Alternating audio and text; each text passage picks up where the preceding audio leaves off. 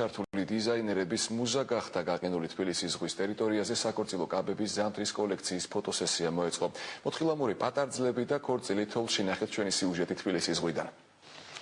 ექსტრემალი პატარძალი საკუთარი ქორწილისკენ გზას მიიკვლევს. თხილამურები მისი საქორწილო კაბის აქსესუარია. თოვლიანი გარემო და ყინვა საოცნებო კაბას კიდევ უფრო ექსტრემალურს ხდის. უჩვეულო ქორწილის ფოტოსესია თბილისის ზღვის მიმდებარედ გრადუსებს არ ითვლის. ძალიან ცივა მართლა, ასეთ პირობებში ჯერ არასდროს არ გადამიღია.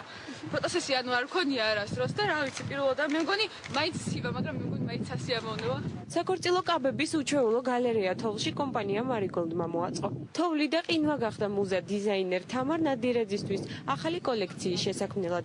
ვარდებით გაწყობილი შავ-თეთრი კაბები 2012 წლის სეზონის არჩევანია. ძალიან ცივა, ეხა ძალიან ცივა.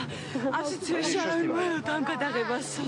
ესეთ პირობებში მოვხვდი, მაგრამ არა უშავს. შევარჩიეთ ესეთი ექსტრემალური სიტუაციები, რაღაც საინტერესო. თან დღეს შავი კაბები გვაქვს, არა თეთრი თოვლის ფონზე, იგი უფრო მკვეთრად და უფრო მათ ჩანს, არა ყველა მისი შტრიხი. ღია ცის ქვეშ საქორწილო გარემო ფოტოსტუდია დანიელამ შექმნა. პორტფოლიო გაზაფხულის კატალოგისთვის შავ-თეთრი ვარიაციები შეივსება.